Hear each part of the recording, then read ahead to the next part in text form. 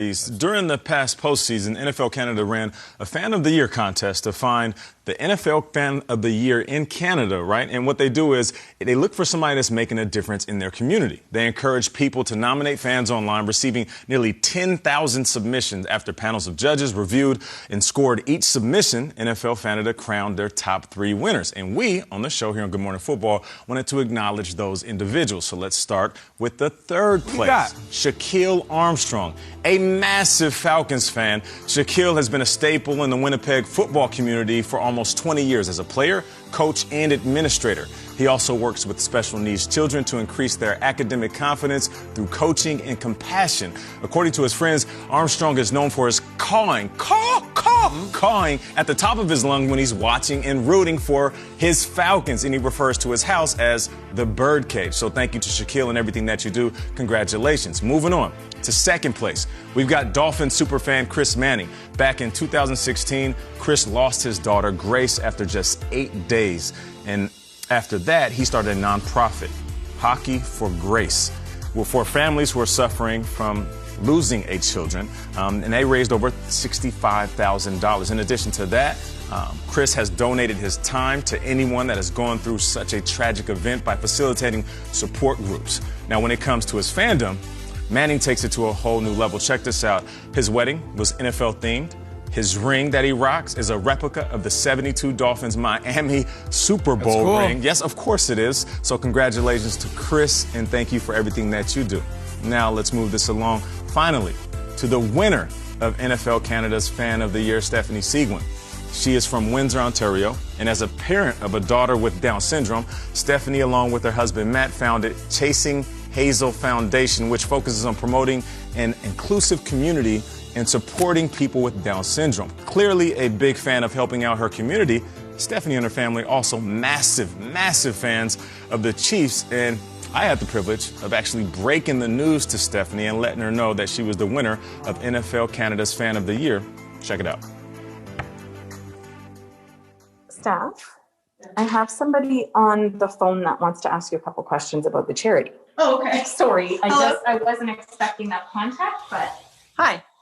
Stephanie, how you doing? My name is Nate Burleson. Nice to meet you. So tell me a little bit about, what you do in the community and also about the foundation you started and your daughter, of course. Originally, we started and it was all about not having people feel alone, and just we just never wanted any families to go through what we went through and feel isolated and that there wasn't support. So we started sort of focusing on sending out care packages. That was one of the things we really wanted to do. And then it's sort of, let's do a play group. And so we started partnering with one of the local colleges and who've been so amazing. And so we've hosted play groups there. And so all the parents come with their kids with Down syndrome. We all hang out and we talk and we just connect on this level where we just all get each other.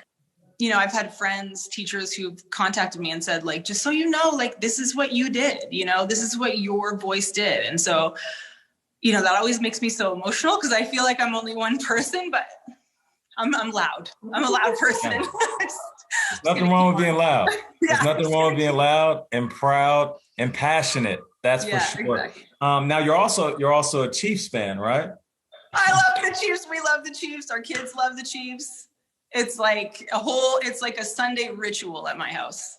So I'm here to announce that you have won $30,000 in cash, and you were selected as NFL Fan of the Year. You are the winner of NFL Canada's Fan of the Year. I can't believe it. I have no words. I was happy just to get to tell you about it.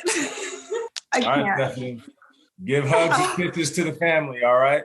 Congratulations again. Thank you so much. Thank you, guys. Thank you. Thank you. Shout out to Stephanie and everything that she does, and also Jen, who kept it secret from her, and she was the one who actually submitted a ton of submissions. There's a ton of people that do great things where they live. This is a way that really represents how close football and your community are related. I believe they're parallel, and they remain synonymous in my eyes. But I wanted to open it up to the table. Tom, start with you. How important was football, given that the last year or so has been hectic? I hear it from people on social media every day. You remember when the world shut down, that was free agency week last year, and people were looking for some way to be kind of re-engaged a little bit with just the outside world and feel like things were sort of moving forward. You know, a lot of things I think in, my job or Aditi's job, where normally we're at a game on Sundays and we're on the sideline pregame and talking to people, seeing coaches, players, people we haven't seen. Like, that's the fun part of the job. And I remember being at a game, it was probably October of last season, and I was just, down about everything. And I said to one of our field producers, like, why am I here? Why am I even at this game? I could do this with a green screen. I can't talk to anyone. There's no point. And that person made a thing I'll never forget, which they said, you feel like this is weird. But for that moment you're on camera, you make everybody watching at home feel normal. I really took that to heart, and I think that that's the truth. You know what? That's unbelievably accurate, what you're saying. I'm getting a little emotional having watched Stephanie cry and hear what you said about the connectivity and how this means so much. It's sort of this idea of being able to rally around something together. And when Nate said loud and proud and passionate, it makes me think of when the Browns secured their playoff berth. And there were, I think, 10,000 fans in the stands. There were people crying in the stands, saying, I'm getting all. And it's, for so many years, they've devoted something to this organization, which, as you showed us earlier, has really stumbled in so many ways. And here in this trying, terrible year, the Browns gave them something. Yeah. And that's what those tears were. And that's what football can do. It doesn't matter if you're left or right, blue or red. Yeah. You can root for your team. And instead you argue about who you want your quarterback to be. Or maybe you don't. Maybe the Bills and the Browns finally have their quarterback. Right. Should the Cowboys pay Dak unites us all. It really does. Nate, over the last calendar year, you've done virtual chats like that with NFL superstars, movie stars, former first ladies, everything. How was it special with Stephanie? It was special because it's $30,000. It's life-changing for not just families, but they're really 10 toes down in their communities. But it was tough. And they said, Nate, we need you to vote. And I said, I don't want to vote. I say yes to everything. I give everybody 10s. I'm that teacher.